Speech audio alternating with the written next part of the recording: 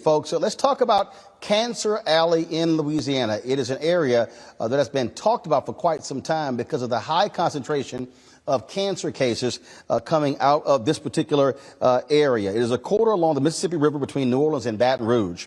More than 150 industrial facilities that produce a quarter of the nation's petrochemicals. Now, folks, this here is a look at all the petrochemicals produced in the area, an area that primarily houses African Americans. The Environmental Protection Agency, they are now investigating this area. Louisiana state agencies investigating the Louisiana agencies to determine if the permits these companies were granted in the highly polluted industrial corridor violated the civil rights of African Americans. Joining us right now is Robert Taylor. He is the president for the Concerned Citizens of St. John Parish, joining me from Reserve, Louisiana. Glad to have you with us, Robert. Lay out for us exactly how significant this problem is in Cancer Alley. Thank you for having me, Roland. It's almost difficult to put it in words, Roland. I live in a community that's adjacent to a plant. Well, not adjacent. The plant was dumped on us back in the early 60s without us having any input into it. They violated all the rules and regulations in permitting these kind of plants. And when they chose this community, we have an elementary school with 500 black children, 1,500 feet from the fence line of this horrible chemical emitting plant. And as a result of the last 50 years of that plant's assault on the poor people of that community, especially in Census Tract 708, but the entire parish of 45,000 people, the results have been terrible. We see it in the cancer rates and the respiratory diseases and other illnesses. We saw it in the pandemic that came along, where as a result of our compromised immune system, as a result of decades of this, we had the highest death rate in the United States, St. John the Baptist Parish. The onslaught of these chemical plants has been relentless, and they totally ignore the pleas of the people that's living there, them as well as the governing authorities. I mean, the state and local governments have to be held accountable for the slaughter that's taking place under their rule. Well, what is Louisiana Governor John Bel Edwards saying? Any response, any comment from him? What is the state investigation? No comment from the governor. We have two marches to the State House, and the governor refused to even acknowledge us. The local government, they're wringing their hands and complaining and saying that they are helpless in the face of the chemical industry, the petrochemical industry. The agency, the state agency that is charged with protecting us, the Louisiana Department of Environmental Quality, when we raised these issues and they had to come to our parish to deal with it, the secretary, Mr. Charles Carl Brown, when he stood before our council and the parish in front of the cameras and the 40,000 black people, not all black, 60%, that's looking at him, but especially those poor people right under that plant that's being slaughtered. The first thing came out of his mouth, he attacked me and the organization and the people.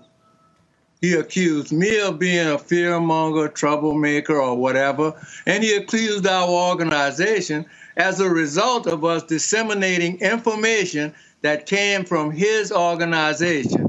He accused us of disseminating false information and that we were doing harm to the community and to this chemical plant. His job, I thought, was to protect us from the chemical plant.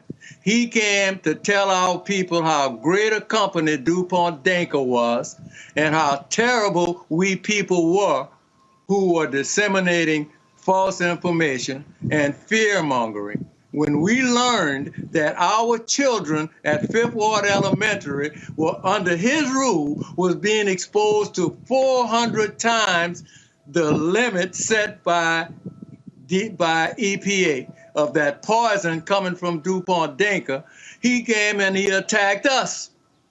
He has not to this day done anything. As a matter of fact, it is 20% higher today than it was 2 years ago. They have not only not reduced the assault on our poor people and innocent children, under Mr. Chuck Carl Brown and governor of the state of Louisiana, the assault on those poor children has increased. DuPont Danker has shown us what they think of us and our children. We were fighting because of the amount that was being emitted. It is now increased 20% in front of God and everybody. What has been, how are you working with civil rights organizations? I know Reverend Dr. William Barber with the Poor People's Campaign has been down there. What about the NAACP? What about National Action Network? What about National Urban League? Have you had any response from any of these national organizations? Reverend Barber came down, and he is fighting with us and trying to help us. But nary a word from the NAA, none of the other organizations you mentioned. No, sir. After 5 years. So dealing with cancer. So for 5 years now, you have not had any communication or involvement standing with you guys from the National Urban League, from the NAACP, from Reverend Al Sharpton's National Action Network. Exactly, precisely. Reverend Barber is the only national organization in that area, besides the other environmental organizations we've had support and help from. But these organizations you named, the NAACP, the Urban League, are these organizations who you think would have come to our aid, would have. So I'm a former president of our local chapter of the NAACP. But we have not had any assistance from them in our fight against this petrochemical industry. That is certainly sad to hear. And so what's happening next? You said you had a couple of marches. What do you want people who are watching, listening to do to stand with you and the folks in Louisiana in this area? We need them to join with us in a number of ways.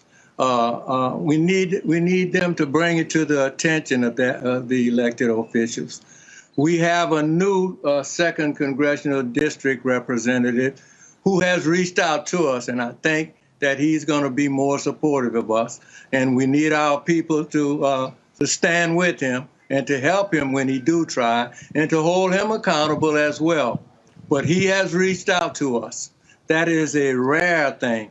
Even rarer than that, the new EPA administrator, Mr. Regan, not only reached out to us, he came to our community and he walked the streets and met the people, and he promised that he is going to help us.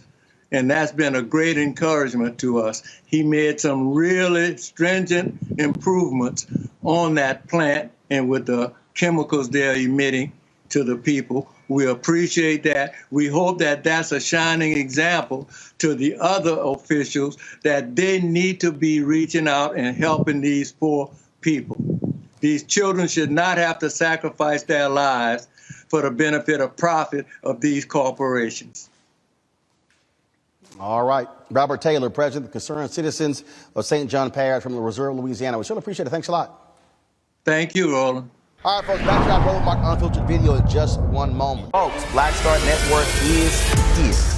Hold no punches. I'm real revolutionary right now. Support this man, Black Media. He makes sure that our stories are told. I thank you for being the voice of Black America, Roland. Stay black. I love y'all. All momentum we have now, we have to keep this going. The video looks phenomenal. See, this difference between Black Star Network and Black-owned media and something like CNN. You can't be Black-owned media and be scared. It's time to be smart. Bring your eyeballs home. You dig?